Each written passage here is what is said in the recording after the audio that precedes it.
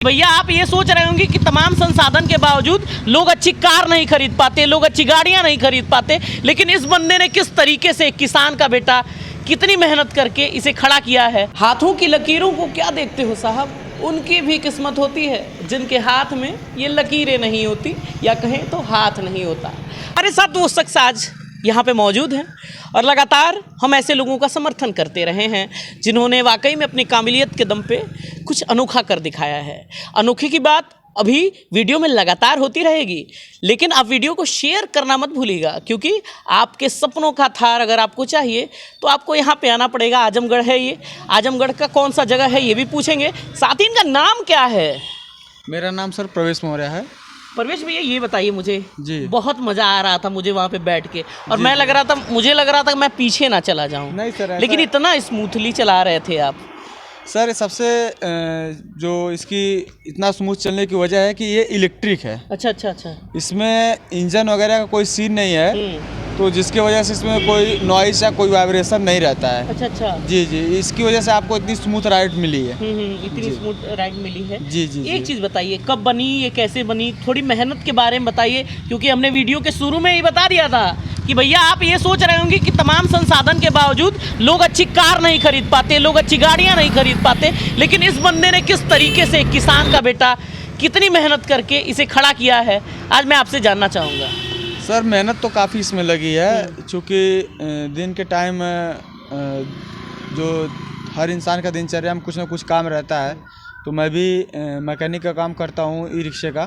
तो दिन में तो अपना यही काम रहता था कि जो भी काम है अपना उसको करना। अच्छा। फिर उसके बाद जब दुकान क्लोज हो जाती थी 6 बजे 7 बजे 8 बजे जैसा काम के अनुसार, उसके बाद फिर इस काम के लिए टाइम निकालना, और इसमें 12 बजे 2 बजे 1 बजे कभी कभी तो पूरी रात भी काम करना पड़ता था। अच्छा जी। तो मेहनत का कुछ ऐसा है कि इसमें ये हम नहीं कभी देखे कि हम कितने टाइम कितने घंटे काम किए। बस करते गए। जी, जब भी टाइम मिला उसको करते गए। अच्छा, पहली बार कब आपको लगा कि ऐसी चीज़ें बनानी चाहिए मुझे और ये मैं बना सकता हूँ? सर जैसा कि हर एक इंसान का ख्वाहिश होता है कि अपनी एक गाड़ी हो, उससे हम चल सकें। और कभी कभी क्या होता है कि जब आपके आस पड़ोस में कुछ ऐसी चीज़ें आती हैं तो आपका भी एक मन होता है कि ये चीज़ अपने पास भी होनी चाहिए।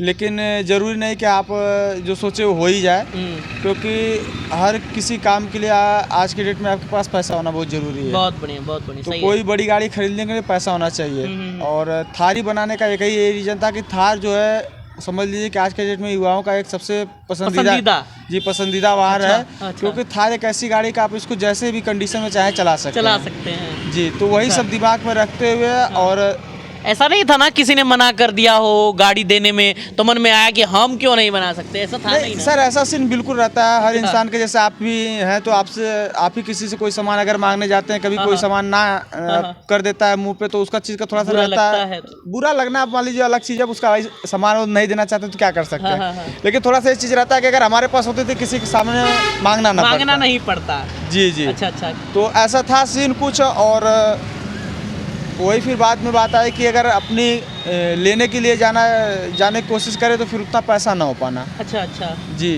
क्योंकि काफ़ी महंगी आती है गाड़ियाँ जो आती है थार वगैरह की, वो काफ़ी महंगी होती है, तो उसको लेना पॉसिबल नहीं है। और दूसरी चीज़ ये आती है कि अगर आज कैसे भी करके अगर लोन वगैरह के माध्यम से ले भी लिया जाता है, EMI वगैरह के माध्यम से, तो परमानेंट उस पर चल पाना थोड़ा सा पॉसिबल नहीं है, क्योंकि उसमें डीजल और पेट्रोल की खपत होती है। और डीजल और पेट्रोल की खपत आप समझिए कि महंगाई के हिसाब से देखा जाए तो मैं इसको इलेक्ट्रिक बनाया हूँ। तो इसमें समझ लीजिए कि उसका मतलब नाम मात्र ही इसमें आपका पैसा लगेगा। अच्छा। क्योंकि अगर आप किसी भी डीजल गाड़ी से चलते हैं तो आपको कम से कम 500 से 600 रुपये का डीजल या पेट्रोल का पक्का लगेगा, खर्चा जाएगा ही जाएगा। लेकिन ये जो अपनी थार है, इसमें आपको मात्र 50 से 60 रुपये का बिजली के कंजप्शन में ये आपको 100 किलोमीटर की रेंज प्रोवाइड करती है। 100 किलोमीटर की? जी बिल्कुल 100 किलोमीटर की रेंज प्रोवाइड करती है, और 2 से ढाई घंटे का टाइम लगता है इसको फुल चार्ज होने में। 2 से ढाई घंटे में चार्ज होके आप 100 किलोमीटर जा सकते हो? जी बिल्कुल, इससे 100 किलोमीटर आप चल सकते हैं। देख रहे हैं आप, 2 से ढाई घंटे अगर आपको चार्ज आपकी गाड़ी हो जाए और 100 किलोमीटर तक जाए, कितनी बड़ी बात लगती है। और जितने भी वीडियो देख रहे होंगे ना, वो मन में यही सोच रहे होंगे कि भैया ऐसी थार लेनी है। एक चीज़ और भी पूछना चाहूँगा, तमाम ये पार्ट्स आपको दिख रहे होंगे, ये सब चीज़ें बहुत दिन लगा होगा। कब ये शुरू हुआ बनना, कब रेडी हुआ, और अचानक कैसे लाइमलाइट इतना वायरल क्यों हो रहा है?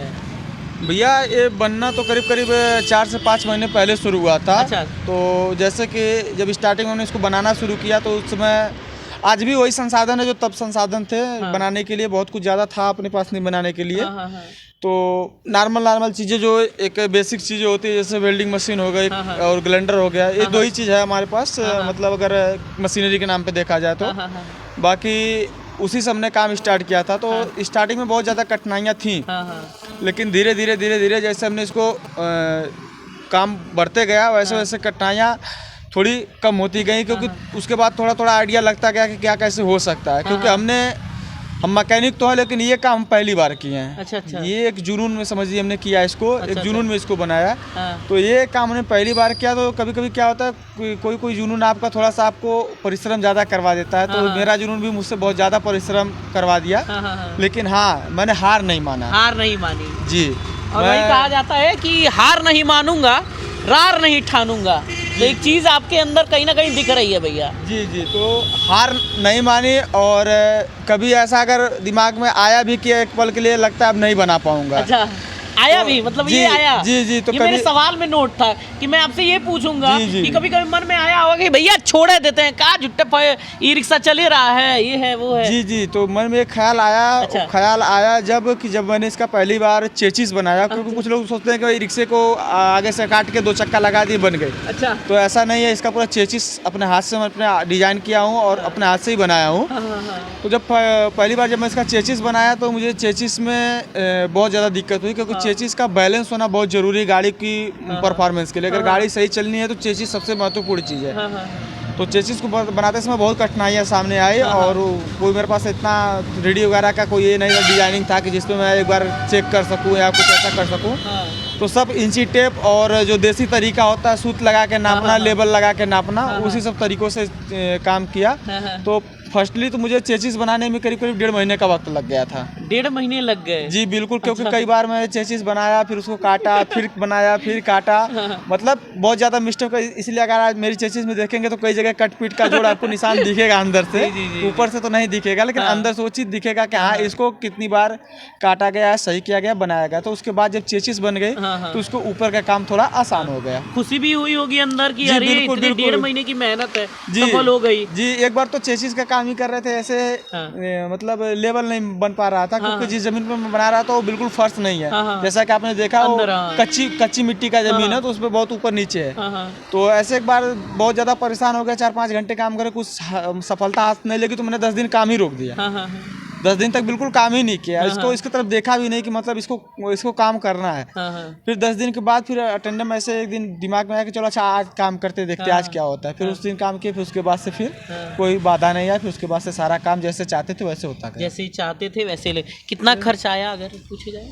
खर्च की बात अगर किया जाए तो सर, अगर एक इंसान की लेबर वगैरह के हिसाब से देखा जाए तो करीब इसमें 2 लाख रुपए का सर खर्च आ चुका है। किसकी मदद मिली? अकेले बना रहे थे या परिवार के लोग भी और शामिल थे? नहीं सर, जैसे परिवार में हमारे एक छोटे भाई हैं। अच्छा। और हमारे पिताजी भी बहुत हैं, वो भी मैकेनिक फील्ड से बहुत पहले से काम कर रहे हैं। अच्छा। तो मतलब छोड़ चुके हैं काम। लेकिन कभी कभी कुछ ऐसा फंसता था तो उनसे भी सलाह मशवरा ले लेते थे। और साथ में जैसे काम करते वक्त अगर कोई साथ देता था तो हमारे छोटे भाई थे, वो भी कभी कभी नाराज हो जाते थे, क्योंकि रात में हम खुद तो जगते थे, उन्हें भी जगाते थे, जबरदस्ती जगाते थे। जी बिल्कुल। जब काम होता था तो थोड़ा सा ये रहता था कि उनको मन में कह रहता था कि चल के अब सो जाए, कल काम हो जाएगा। तो लेकिन एक होता था कि काम कोई चल रहा है तो अभी सोने का मतलब है, फिर कल बैठेंगे काम करने, फिर वही 9:30 से जाना पड़ेगा। इसको वजह से कभी कभी रहता था, लेकिन नोक झोंक रहती थी दोनों भाइयों में। लेकिन वो एक समझ लीजिए कि मजाकिया नोक झोंक रहती थी, कभी कोई सीरियसली ऐसी बात नहीं रहती थी। तो बहुत मजा भी आता था काम करते वक्त। हाँ, दोनों मजा भी आता था। कहीं ना कहीं ये था कि जुनून एक तरह से कह सकते हैं। दोनों भाई बहुत इंजॉय करके बनाए इसको। अच्छा। स्टार्टिंग में परेशानियां दोनों लोग फेस किए, लेकिन बाद में ये चीजें फिर इंजॉय में कन्वर्ट हो गए, फिर इसको काम करने में मजा आने लगा। जितने पैसे लगे सब अपनी छोटी सी दुकान, जो मैं आपको उधर दिखा देना चाहता हूँ, एक छोटी सी दुकान है और यही से परिवार का गुजारा कैसे चलता है? इसी से? जी, यही एक मात्र साधन है परिवार के जीविका का। और ये रिक्शा के, जैसे मैं बताया कि रिक्शा का मैं मैकेनिक हूँ, तो ये रिक्शा रिपेयरिंग का काम करते हैं और इसी से परिवार चलाना होता है और इसी से ये जो चीज़ हमने बनाई इसके लिए भी पैसा इकट्ठा करना होता है और इसी में सब कुछ है। अच्छा, एक बचपन में एक सीरियल आता था, आप सभी ने देखा होगा, जुगाड़ू लाल। जी। आप वही कहीं ना कहीं मुझे लग रहे हैं जुगाड़ू लाल।